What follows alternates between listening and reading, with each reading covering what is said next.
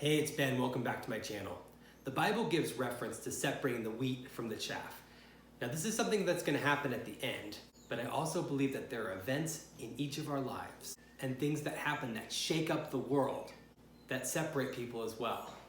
Whether it be productive people from unproductive people, lazy people from the go-getters, or those who can look deep inside themselves and learn something from an event, instead of saying, oh, poor me, why is this happening to me?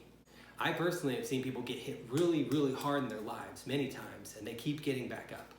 Other people, the smallest little wind can blow them over. I tend to think that the God-given human spirit is one of the most powerful things that we have. And the only thing that can stop it is buying into the idea that there's nothing we can do about the situation. I'd like to give props to Denny Wilson right now, who keyed me into this idea earlier today in his sermon. The Saturday after Jesus died was a day of hopelessness. And for many of us, it's kind of like the situation that we're in right now. Maybe you had plans to graduate soon. Maybe you were planning on getting married. Maybe you just landed that dream job.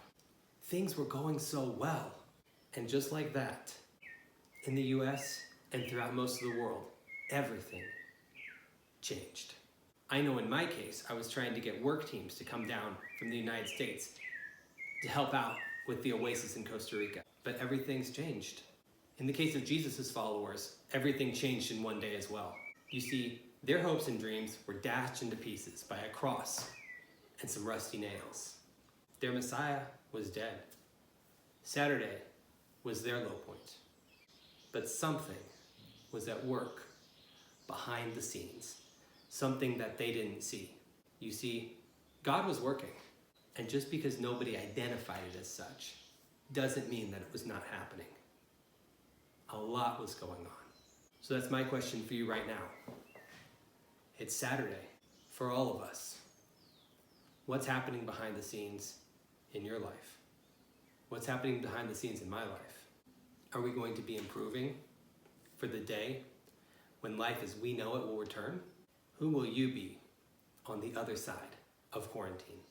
I saw a philosopher the other day named Stefan Milano, and he said that this event and events like this decimate the marginal producers.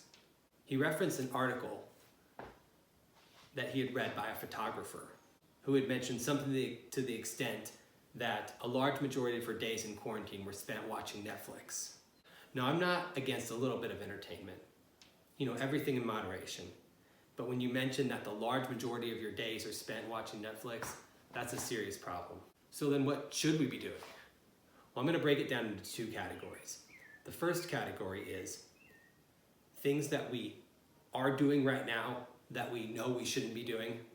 And the second category is things that we know we should be doing that we're just not doing. One focuses on negative behaviors that we're currently doing, and the other one focuses on positive behaviors that we should be doing. The negative behaviors, well, maybe you're drinking too much, maybe you're watching too much pornography, maybe there's something in your life that you can identify right now that yes, you know you shouldn't be doing it. And I will tell you that each of us has people in our lives that would be more than happy to keep us accountable to these types of decisions. Positive behaviors.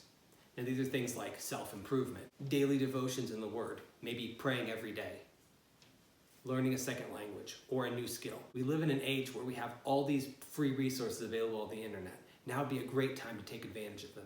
Each of us should sit down with a pen and paper or an app on our smartphone and make two columns.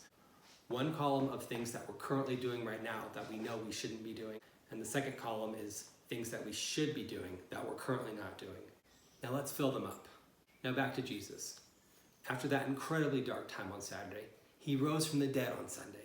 Philippians 2:9 says, "Therefore, God exalted him to the highest place and gave him a name that is above every other name."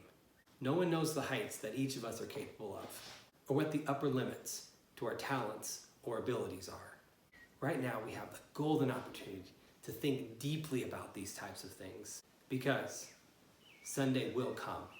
Are you going to be ready for it? Thanks for watching this video. If you liked it, please give it a thumbs up. If you know anyone that could benefit from it, please share it with them. If you like the content on this channel, please subscribe. See you on the next video.